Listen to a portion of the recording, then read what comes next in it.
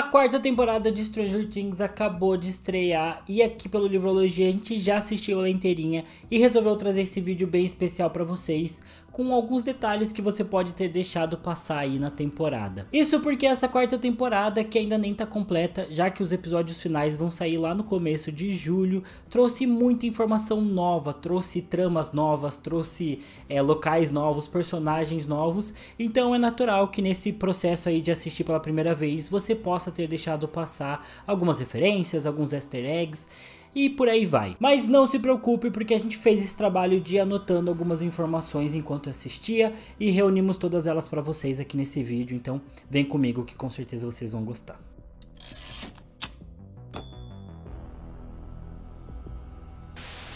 Olá amigos, sejam muito bem-vindos a mais um vídeo do Livrologia. Eu sou o TH Magaldi e como eu mencionei, hoje a gente vai falar sobre a quarta temporada de Stranger Things, que assim, foi muito legal, foi muito boa.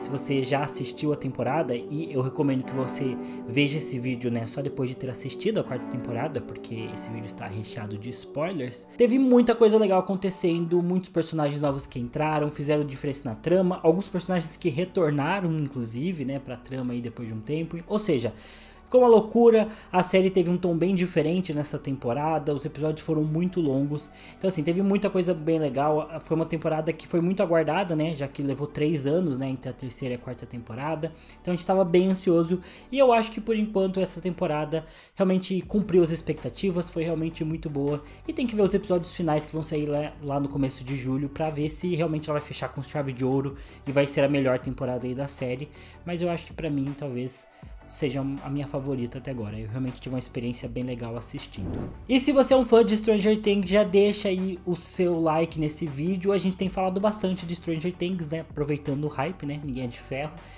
Mas a gente gosta bastante da série também, e se você curte a série, né, curte Stranger Things, quer ver mais conteúdos como este aqui no canal, deixa seu like pra gente ver que você gostou, e também já se inscreve, porque como eu falei, a gente fala muito de Stranger Things aqui, mas também falamos sobre outras séries, livros e filmes, um monte de coisa relacionada à cultura pop. A gente tá mudando a nossa identidade visual agora no mês de julho, estamos fazendo mais conteúdos em shorts também, então estamos expandindo e melhorando o Livrologia, sempre para trazer o conteúdo mais legal pra vocês, então já se inscreve aí para aproveitar tudo isso. E essa temporada se destaca porque ela tem uma temática muito clara que a gente já vê logo no primeiro episódio, que são os traumas, né? Isso vai estar no decorrer de todos os episódios, mas logo no começo a gente já vê que a Max é uma personagem que está sofrendo ali de estresse pós-traumático, e já é um indicativo sobre as coisas que a série vai abordar, né? Isso porque vários personagens ali são perseguidos pelo Vecna por conta dos seus traumas. A gente vai ter outras referências a diferentes tipos de traumas durante toda a temporada. Mas a Max é uma personagem que está sofrendo bastante por conta da batalha do Starcourt que teve no final da terceira temporada, e na qual o Billy foi morto, né? Então fica bem claro no começo que todos esses efeitos que são causados nela e que vão ser bem abordados no decorrer da temporada são causados por esse momento específico de crise, de pânico, o que faz muito sentido estar na série, que talvez fosse um peso dramático que faltasse nas outras temporadas, já que não era abordado tão profundamente como que as crianças podiam passar por tanta treta e sair ilesas sem nenhum problema, vivendo a vida normal. Sabe que é bem comum que acidentes, passar por uma situação muito difícil, uma perda, gere consequências, né, no emocional de alguém, no psicológico de alguém por anos e anos. Então é interessante que eles tenham trazido isso pra série ali na figura da Max. Ela tá tendo pesadelos, dor de cabeças, tudo isso vai tornar ela um alvo fácil ali pro Vecna, mas logo no começo a gente já vê que ela tá se consultando com a terapeuta da escola, e isso traz alguns outros problemas pra ela, como por exemplo, ela estar se medicando ali no começo da temporada. A gente vê ela no banheiro tomando Tylenol, e fica aqui a curiosidade de que o Tylenol é um remédio mais popular nos Estados Unidos para dor de cabeça. Particularmente, eu também sempre tomei Tylenol. O Tylenol sempre foi um remédio muito comum para mim, e ele é popular nos Estados Unidos porque ele é a base de paracetamol, que eu sempre lembro de paracetamol, que para mim faz muito sentido.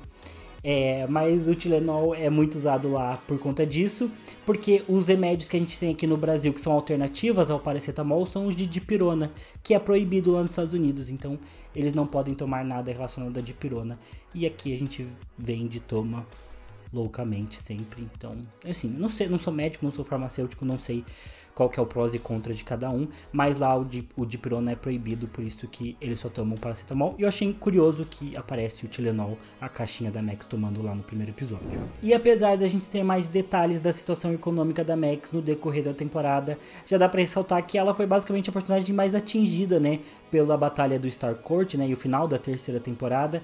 Isso porque não ela só ganha esse estresse pós-traumático por conta da morte do Billy, mas a mãe dela e o pai do Billy, o padrasto da Max, também se separam, o que faz com que a Max e a mãe dela tenham que se mudar e viver num parque de trailers. E apesar de ser uma comparação um pouco perigosa, dá pra dizer que os parques de trailers lá nos Estados Unidos são bem parecidos com o que a gente tem de periferia aqui no Brasil, né? São geralmente bairros mais afastados do centro da cidade, que sofrem ali com falta de segurança, né? Uma situação mais precária, mais improvisada, quase que uma invasão também, poderia se dizer, né? É bem comum em séries e filmes americanos você vê, né, personagens que têm essa situação econômica mais baixa morarem, né, em trailers e nesses parques de trailers, né? Então é algo bem comum lá. E a gente vê, né, que a Max tá vivendo numa situação ali bem precária com a mãe dela tendo 2 empregos, né, não tendo muito contato com a filha. Isso também ajuda com que a Max fique numa situação ainda mais estressante, né, e precise lidar sozinha com seus traumas, se afaste dos amigos. Tudo isso é bem perigoso e foi bem legal eles terem abordado isso nessa quarta temporada. Agora, ainda no primeiro episódio, vale a pena mencionar a rápida participação da Amy Beth McNulty, que é a protagonista do Annie Without Any, que eu nunca sei falar o nome dessa série, pelo amor de Deus. Que foi a série queridinha por todo mundo, que foi cancelada pela Netflix. E ela participa aqui desse primeiro episódio. Tinha muita expectativa sobre como que ela ia aparecer. Acaba que ela aparece ali por alguns segundos. Se você piscar, você perde a participação dela. E ela aparece ali como a Vicky, o interesse amoroso da Robin, logo ali no primeiro episódio, como parte da banda, né? Então é bem rápido mesmo. Se você piscar, ó, já sumiu. É verdade, é ela.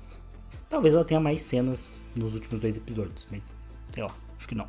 E outra personagem que aparece muito rápido e talvez você não tenha entendido muito bem quem é a Tammy Thompson. Que ela é a personagem que a Robin e o Steve conversam lá na terceira temporada, quando eles estão presos pelos soviéticos lá na base deles, e também quando eles estão no banheiro do Starcourt meio drogados e o Steve acha que a Robin tinha uma queda por ele, e que a Tammy Thompson ficava olhando pro Steve, mas na verdade a Robin tinha uma queda pela Tammy Thompson. E o Steve fala que ela tem uma voz de Muppet, daí eles riem, ficam e selam a amizade deles naquele momento, zoando a Tammy Thompson. E ela aparece no primeiro episódio pra cantar o hino antes do jogo, e realmente ela tem uma voz de Muppet mesmo, bem irritante a voz dela, e eles riem e tudo mais. Talvez você tenha ficado meio perdido quem ela é essa personagem citada lá no final da terceira temporada. Um outro detalhe bem rápido que talvez muita gente não tenha dado muita atenção é o boneco que o Dustin usa durante basicamente toda a temporada, que tá escrito Thinking Cap. E eu fui procurar pra ver o que era esse Thinking Cap, descobri que tem um boné desses pra vender na Amazon, mas você tem que comprar em dólar. E basicamente ele é uma referência a um chapéu de pensamento, mas não tipo o chapéu seletor do Harry Potter, e sim aquela ideia que todo mundo já teve na escola de como seria bom se a gente aprendesse por osmose, ou se a gente pudesse injetar conhecimento, ou colocar um chapéu e aprender tudo através de ondas cerebrais, igual a Eleven coloca também o chapeuzinho dela. Seria bom se a gente aprendesse assim. E basicamente isso que é um Thinking Cap. E isso até poderia soar meio irrelevante, mas eu achei interessante mencionar aqui, porque durante a temporada vários personagens falam que o Dustin é um gênio, né? Que ele é muito inteligente, falam isso da Suzy também, mas o ponto todo é que essa é uma faceta nova do personagem que eles exploraram mais essa quarta temporada, dele ser realmente um cara muito inteligente, e eu acho que isso está refletido como um easter egg no chapéu dele, que eu não lembro dele usar nas outras temporadas. Me corrijam aí nos comentários se eu estiver errado. Nessa quarta temporada a gente também vê o núcleo de personagens vivendo lá na cidade de Lenora, e é o núcleo ali da Joyce, do Jonathan, do Will e da Eleven também.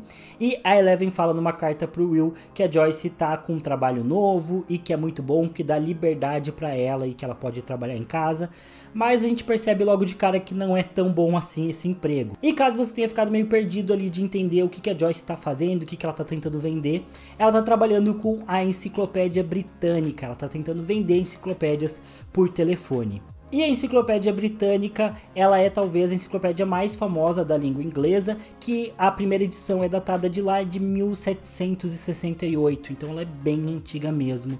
E ela vendeu muito, ela ficou muito famosa, e a Joyce está tentando vender elas, mas está tentando vender elas basicamente na época em que está surgindo o computador e que logo vai surgir a internet.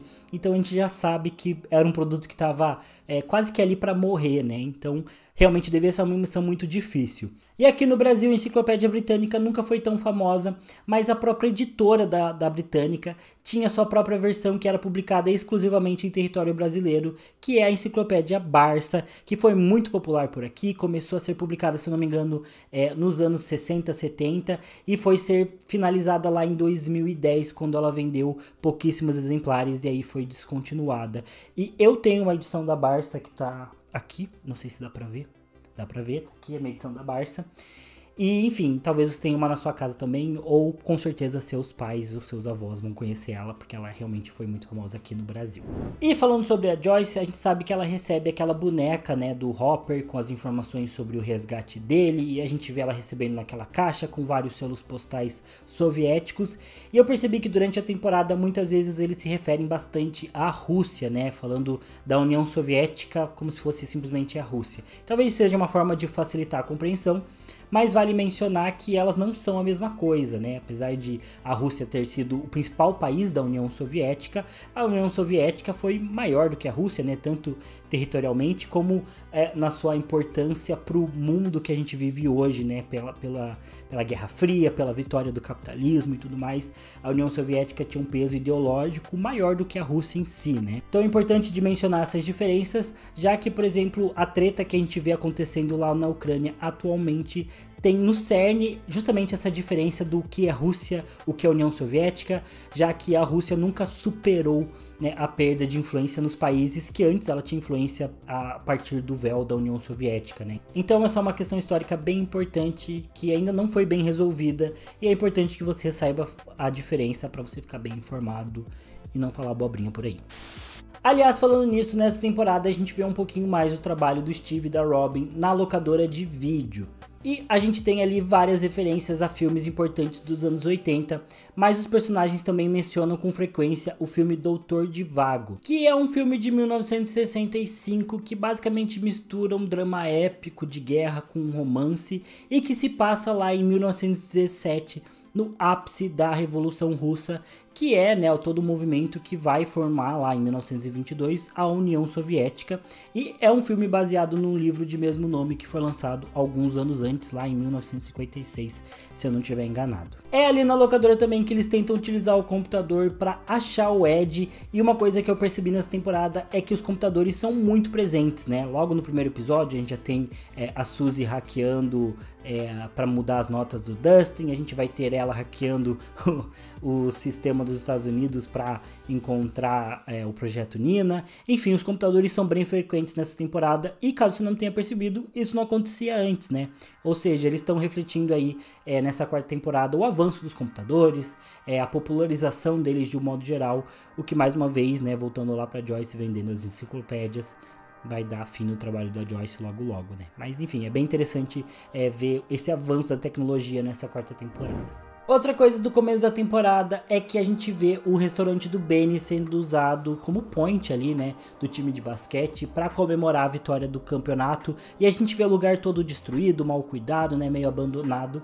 E caso você não tenha percebido, o restaurante do Benny pertence ao Benny, que é aquele personagem lá da primeira temporada, que é o primeiro cara a encontrar a Eleven, né? Ele vê ela fugindo, né, com roupinha de paciente de hospital, dá comida para ela e tal, e também liga, né, para tentar ver se as pessoas podem buscar ela, e ele acaba sendo morto pelas pessoas, né, do centro de pesquisas, ou seja, ele é a primeira vítima, né, da caçada a Eleven. Então é bem triste a morte dele e bem triste ver como que ficou o restaurante dele todo abandonado. Outra coisa que pode ter passado despercebido por você, caso você tenha assistido as outras temporadas já faz um tempo, é que o detetive Calvin Powell, né, que agora é o delegado, né, da cidade de Hawkins, ele era um dos parceiros do Hopper nas primeiras temporadas e que agora assumiu a função dele, já que o Hopper foi dado como morto lá no incêndio de Starcourt, né. Esse é um detalhe que pode parecer um pouquinho óbvio, mas caso você tenha assistido as 3 temporadas já faz algum tempo, talvez você não tenha percebido quem é esse personagem que agora é o delegado, o xerife lá de Hawkins, né? Mas é um parceiro ali do Hopper, que é um cara bem calmo, né? E bem diferente do Hopper na forma de atuar, inclusive. Lá no começo da temporada também, quando a Max e o Dustin estão conversando sobre o que aconteceu no trailer do Ed, a Max faz uma comparação e fala que o Ed poderia ser como o Ted Bundy. E vale a pena mencionar sobre ele, já que talvez ele seja o assassino em série mais famoso da história dos Estados Unidos, especialmente porque ele tinha um perfil meio galã, bem apessoado e que fugia do estereótipo de como um criminoso deveria ser na época. Ele cometeu seus crimes entre 1974 e 1978, foi executado, né, pelo Estado lá em 1989 e ele confessou ter cometido cerca de 30 crimes, né, 30 homicídios na verdade. Então ele era um cara bem barra pesada, mas que gerou toda uma polêmica em volta dele, já que muitas mulheres mandavam cartas pra ele, tinha admiradoras dele mesmo, ele sendo um cara totalmente maluco da cabeça. Enfim, ele é um desses casos bem polêmicos de serial killers que atraem muita atenção da mídia e do público, pela forma como ele fazia as coisas, pela forma como ele aparentava ser, né? Então é interessante essa referência da Max sobre o Ed, porque o Ed na verdade é o oposto disso tudo, né? O Ed seria o primeiro suspeito sempre da polícia, justamente porque ele não é um cara bem apessoado, ele não é o cara galã, e é o que a gente vê acontecendo na temporada. Já outra referência que a gente tem nessa temporada a um serial killer famoso, só que dessa vez da ficção, é quando os personagens comparam Victor Creel ao Michael Myers, que é, né, o grande vilão, né, e talvez o grande protagonista da série de filmes Halloween. Em Halloween, o Michael Myers é considerado basicamente um mal encarnado, né, e é assim que eles usam para descrever também como é o Victor Creel. Outra referência que a gente também tem ao Michael Myers é quando a Max está sendo atacada pelo Vecna, né? E ela tá lá no cemitério, meio que num sonho, meio que na vida real. E tem uma lápide, né, que tá escrito Myers, o que pode ser uma outra referência aos filmes de Halloween também. E falando em Victor Creel, na cena em que a Robin e a Nancy vão visitar ele no hospício, eu também achei toda a direção da cena, né, todo aquele momento muito parecido com o que a gente tem lá no filme O Silêncio dos Inocentes, que é o único filme de terror até hoje a ganhar o Oscar de melhor filme, então é um filme de terror bem importante. E a gente tem, né, a agente do FBI, Clarice, indo visitar o Dr. Hannibal Lecter, e ele também tá num hospício, né, e também todo aquele protocolo de ir visitar ele tá bem excluído e passar por outros presos. Eu achei todas essas cenas bem parecidas e achei que foi uma referência também de Stranger Things ao Silêncio dos Inocentes. E na verdade essa temporada é cheia de referências a vários filmes de diversas formas diferentes. Por exemplo, lá na locadora, além do filme Doutor Zhivago, a gente também vê referências ao filme Gremlins, ao filme De Volta para o Futuro, que inclusive era o filme que estava em cartaz dos cinemas lá no final da 3ª temporada. A gente também vê um pôster do filme Tubarão no quarto do Will, lá em Lenora. A gente tem a Robin citando o filme O Exorcista no episódio 3. E a gente também tem o Jonathan citando o filme War Games, quando os personagens estão tentando ligar pro número lá do Projeto Nina. E ele fala desse filme que é basicamente um filme em que tem um nerd que acaba acidentalmente se conectando ao sistema de defesa dos Estados Unidos e quase gera uma crise global por conta disso. É um filme bem anos 80, né, que... nesse momento que as pessoas estavam tendo os computadores, estavam tendo a internet, mas não sabiam exatamente a dimensão disso. A gente também vê a Suzy, né, mexendo no computador e tentando acessar o sistema, né, do Projeto Nina. E basicamente essa ideia do filme War Games, né? Então fica essa referência aí também. No final da temporada a gente também tem uma referência mais clássica para Stranger Things, que é quando o Ed fala que a jornada deles de sair da Pedra da Caveira para ir até o Lago dos Amantes, né, procurar o portal que estaria debaixo do lago, a jornada que o Sam e o Frodo fazem, né, de sair do condado para ir até Mordor e achar a Montanha da Perdição para destruir o Anel, né? Então, uma clássica referência de Senhor dos Anéis dentro de Stranger Things, coisa que a gente já viu nas outras temporadas também. Porém, uma referência que a gente tem a um filme que é menos óbvia e que eu achei que realmente foi uma referência é quando eles estão lá em Lenora, né? Especialmente o Will, a Eleven e o Mike, e eles estão na pista de patinação. E a Angela pega, né, a Eleven, coloca ela no centro da pista de patinação, tocam música, colocam luz sobre ela, tem gente filmando e todo mundo começa a tirar sarro dela, fazer bullying com ela. E no final eles acabam jogando, né, aquele líquido viscoso nela, que eu acho que é uma bebida, né? Um milkshake nela, e que pra mim foi uma referência clara a Carrie a Estranha, né?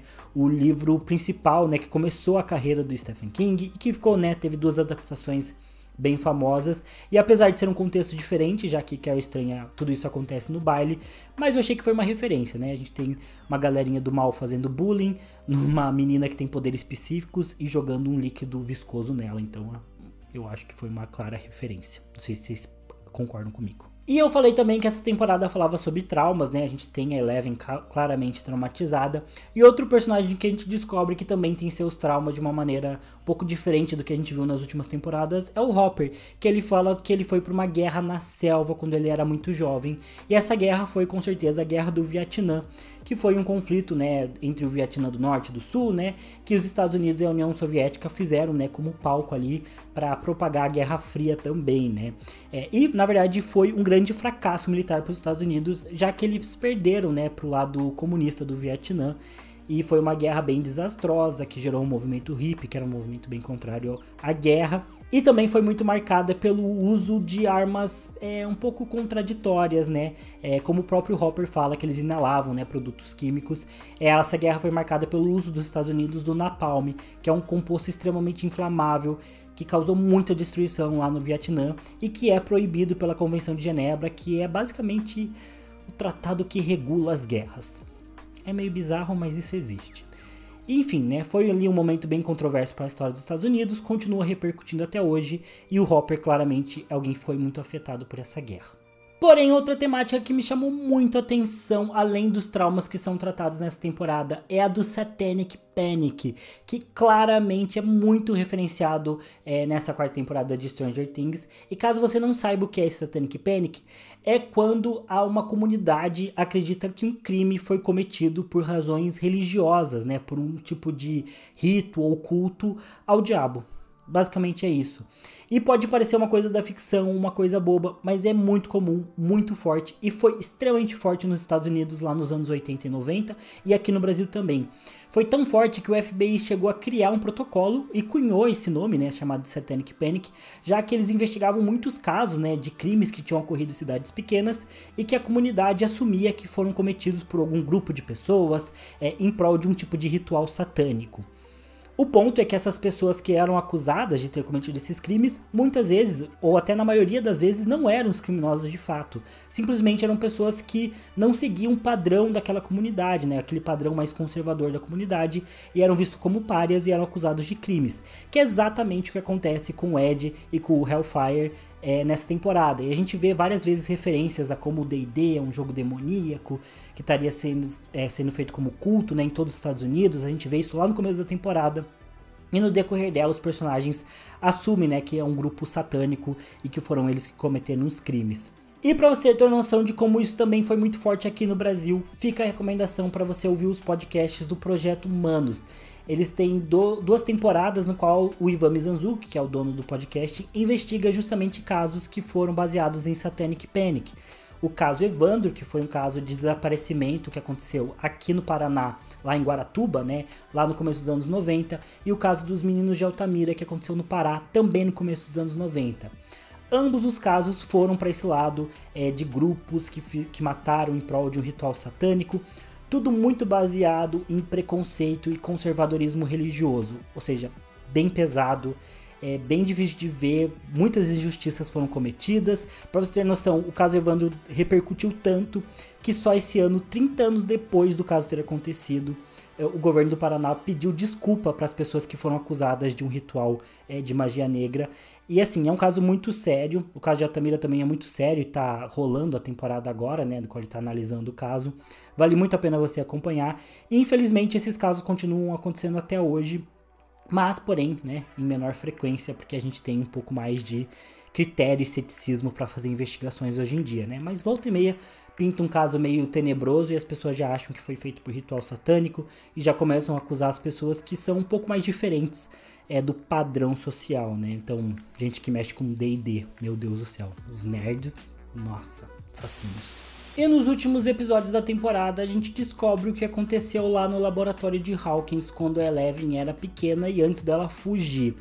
E uma coisa que me chamou muito a atenção é que nessa temporada o Papa, né, o personagem lá que liderava, né, o Dr. Banner, né, que é quem liderava o centro de pesquisas, ele tá com uma baita cicatriz na cara, coisa que ele não tinha lá nas primeiras temporadas de Stranger Things, né. Isso porque mostra, né, que ele, durante o ataque que o faz, né, lá no laboratório, ele acaba ferido, então ele tem a cara cortada, ele fica com essa cicatriz quando ele tá lá no Projeto Nina com Eleven. Mas nas primeiras temporadas ele não tem nada disso, ou seja, foi um baita retcon que eles fizeram com o personagem. Mas enfim, é um detalhe, a gente vai deixar passar. A gente também vê lá no laboratório o conversando com a Eleven e falando sobre o momento que a personagem da 8, que a gente vê lá na segunda temporada, né, como a irmã da Eleven também, né, que fugiu e até ensina um pouco a Eleven a usar os poderes dela, fala que naquele momento, né, que as coisas ali aconteceram, né, dessas conversas da Eleven com todo o massacre, a personagem da 8 já tinha fugido do centro de pesquisas. Porém, a gente não tem mais informações sobre como ela fugiu, o que ela fez, como que ela foi parar onde ela parou. Também não é muito explicado lá na segunda temporada, a gente também não tem muita informação aqui. Mas ela já tinha fugido no momento que aquelas coisas acontecem, o que explica, né, como a Eleven e a 8 são as únicas sobreviventes do laboratório. E também a gente vê que no final da temporada que o é o Vecna, que ele tá vivo, que ele tá lá no mundo invertido.